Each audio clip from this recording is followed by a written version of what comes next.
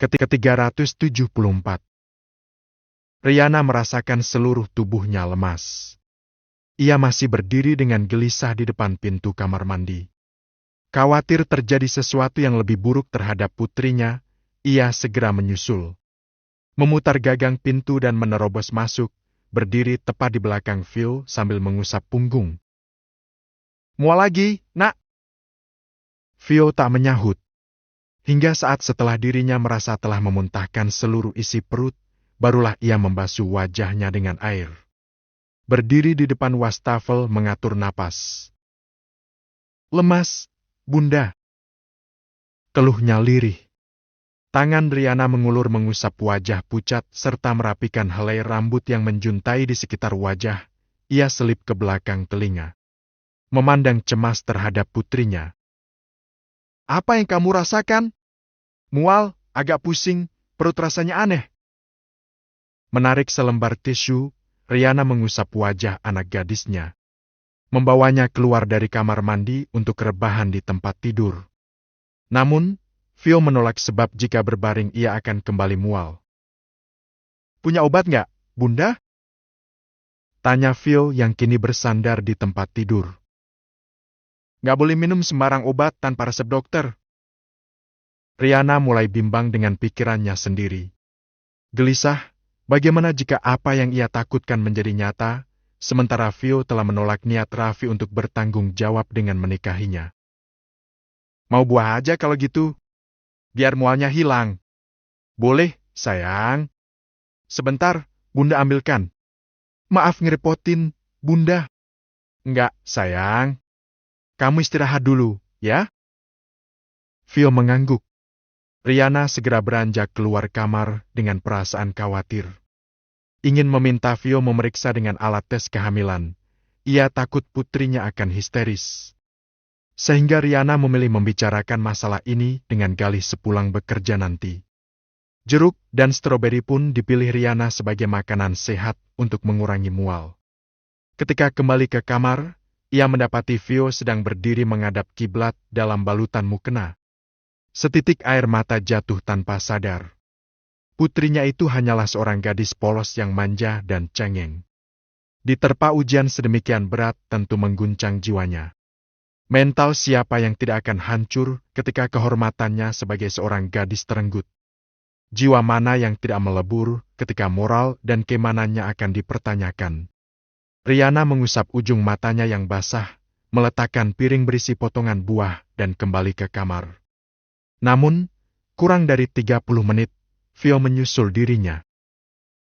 "Bunda, hari ini aku mau ke kampus. Boleh?" Riana yang sedang merapikan lemari pakaian itu tersentak. Spontan menoleh dan menatap putrinya yang seduah berdandan rapi. Wajahnya sedikit lebih segar dibanding sebelumnya. "Tapi kamu kan lagi sakit, nak." "Gak lagi, Bunda. Habis salat dan makan buah rasanya lebih enak. Tapi, nak, aku pikir gak baik kalau aku begini terus. Aku mau melanjutkan hidupku walaupun aku gak utuh lagi, Bunda. Yakin kamu gak mual dan pusing lagi? Takut di kampus nanti kumat. Insya Allah gak?"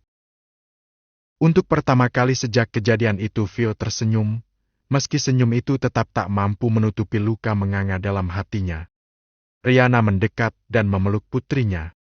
Ia akan mendukung, sebab selama sebulan ini Phil tidak pernah keluar rumah dan hanya mengurung diri di kamar.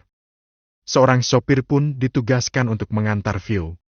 Mulanya Riana ingin ikut mengantar putrinya, namun Phil menolak dan meminta sang bunda beristirahat di rumah.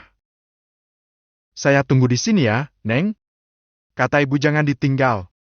Biar ditunggu sampai selesai saja," ucap sang sopir. "Gak usah, Pak.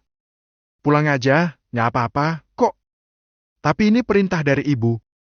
"Ya sudah, Bapak pulang ke rumah aja. Nanti kalau selesai saya hubungi.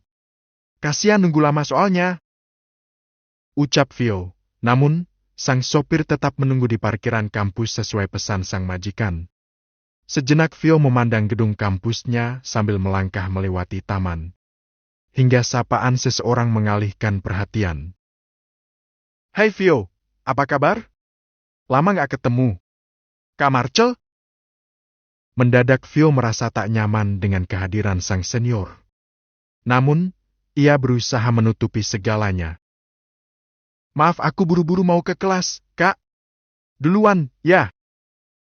Memilih menjauh, Vio segera melangkah. Marcel menatapnya dengan seringai tipis di sudut bibir. Apa yang Vio khawatirkan sebelumnya ternyata tidak terjadi. Seperti kata ayah dan bunda, teman-temannya tidak ada yang mengetahui kejadian di villa.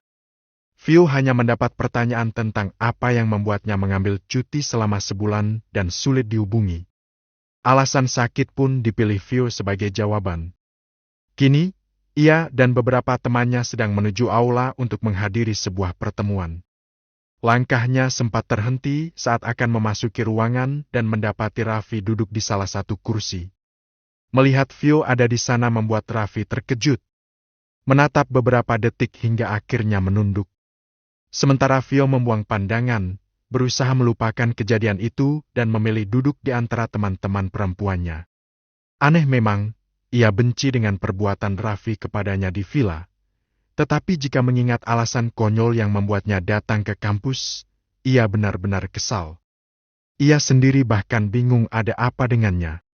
Seperti ada magnet yang terus menariknya untuk melihat wajah lelaki yang sebenarnya sedang ia benci itu. "Itu kan Dinda, sepertinya dia lagi usaha deketin Kak Raffi." Bisikan salah satu teman yang duduk di sebelah mengalirkan hawa panas dalam diri Vio. Serta-merta ia menoleh dan melihat sosok gadis cantik yang tiba-tiba duduk di sisi Raffi. Meskipun dari sana terlihat jelas bahwa Raffi sedang berusaha menghindar dengan menggeser posisi duduknya. "Memangnya siapa yang gak suka sama Dinda? Dia cantik dan berprestasi. Mereka serasi, loh." Jemari Vio saling meremas mendengar ucapan teman-temannya. Kepingan perasaan aneh semakin menyusup dalam.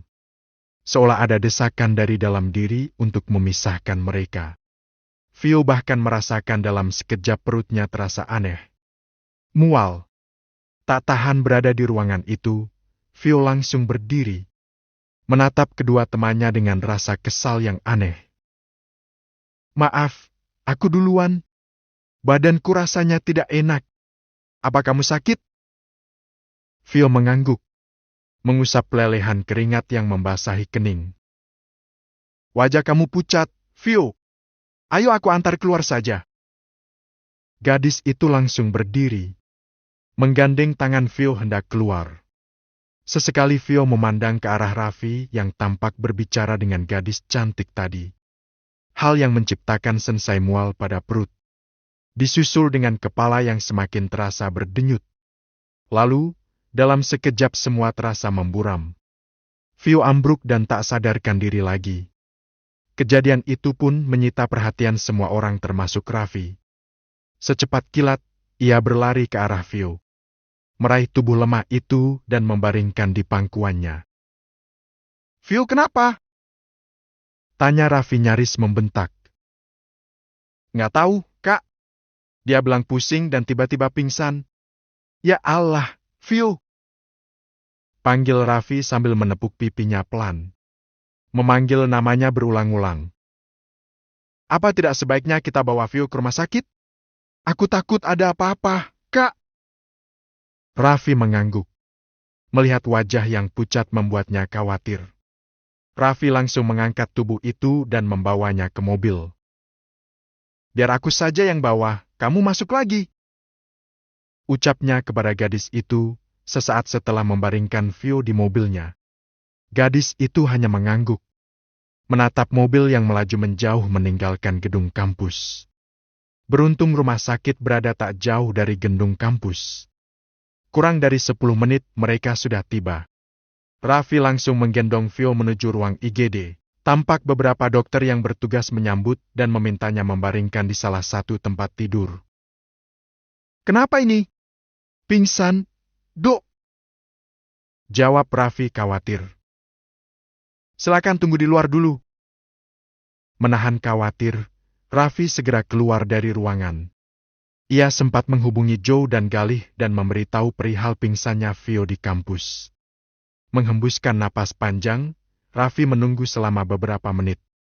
hingga seorang dokter tampak keluar dari ruangan. "Bagaimana, dokter? Istrinya tidak apa-apa, Pak?" "Mual, pusing, sampai pingsan itu wajar untuk kemahilan trimester pertama." Dalam sekejap Raffi merasakan seluruh tubuhnya gemetar. Tubuhnya membeku. Bukan hanya dirinya, bahkan Joe dan Galih yang baru tiba pun diam berdiri di tempat.